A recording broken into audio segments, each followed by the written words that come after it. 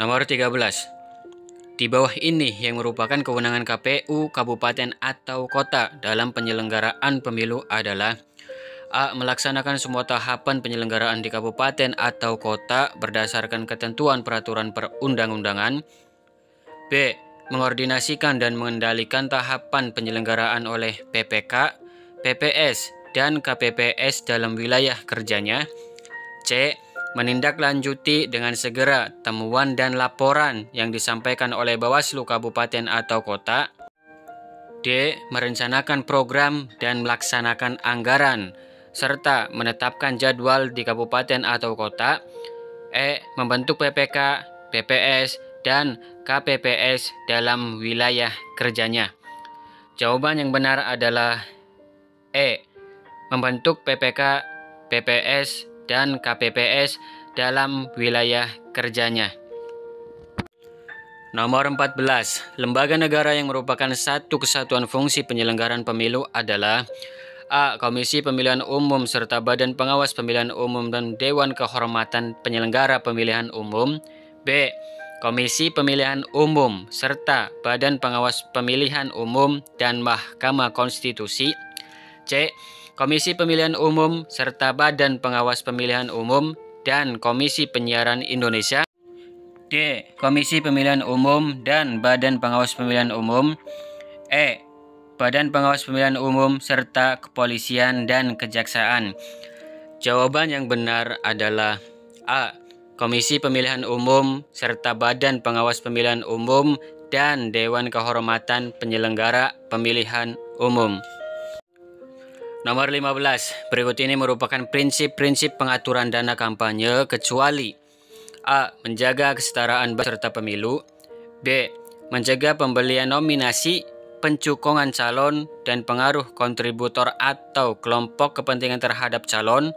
C. Mengikut sertakan peserta pemilu dalam pembuatan regulasi pengaturan dana kampanye. D. Membebaskan pemilih dari tekanan kandidat atau partai dari iming-iming dukungan keuangan.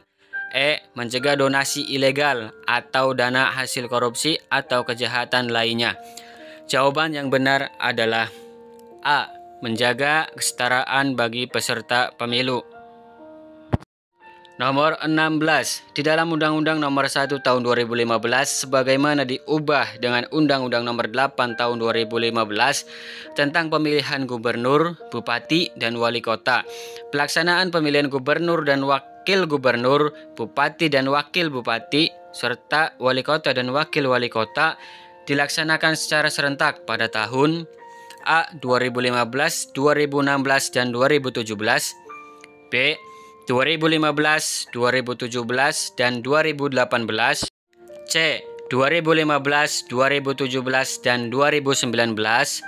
D. 2015, 2020, dan 2025.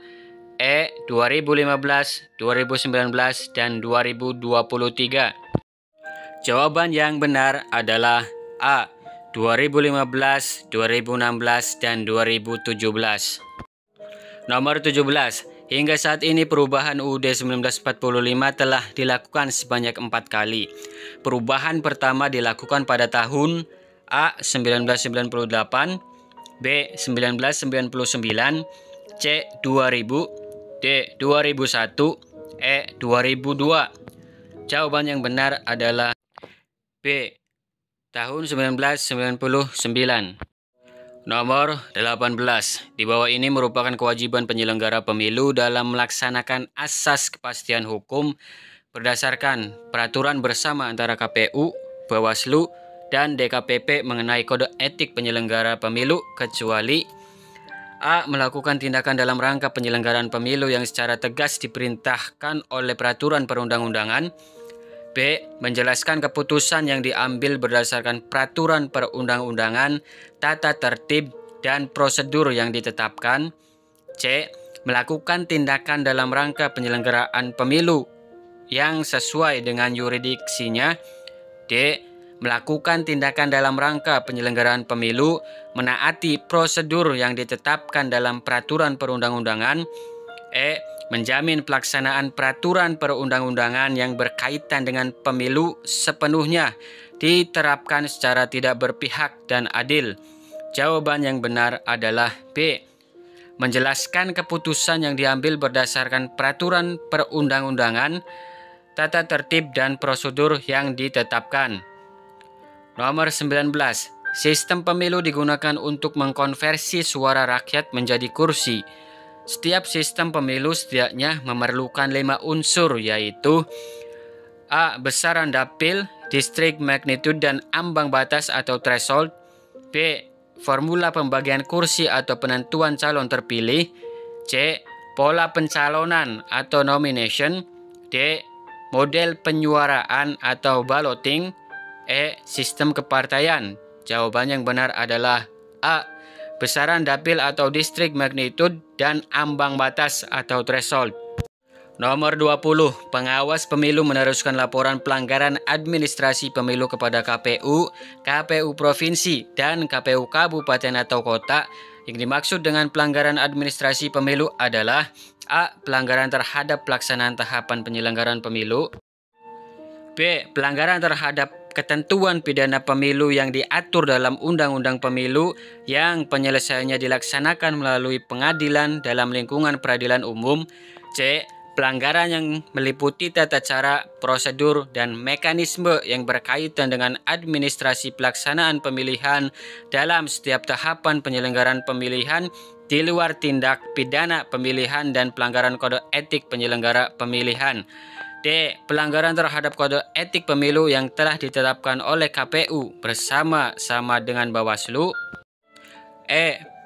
Pelanggaran pemilu yang penanganan dan penyelesaiannya dilakukan oleh Peradilan Tata Usaha Negara. Jawaban yang benar adalah C. Pelanggaran yang meliputi tata cara, prosedur, dan mekanisme yang berkaitan dengan administrasi pelaksanaan pemilihan dalam setiap tahapan penyelenggaraan pemilihan di luar tindak pidana pemilihan dan pelanggaran kode etik penyelenggara pemilihan. Nah, mungkin itu saja untuk video saya kali ini. Terima kasih untuk yang sudah menonton. Bila mana memang ada yang perlu dikoreksi, boleh dikoreksi di kolom komentar.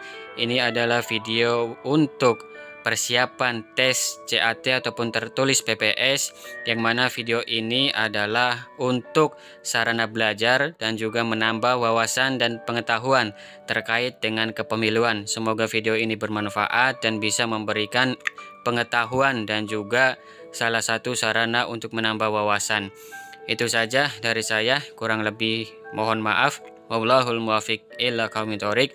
Wassalamualaikum warahmatullahi wabarakatuh.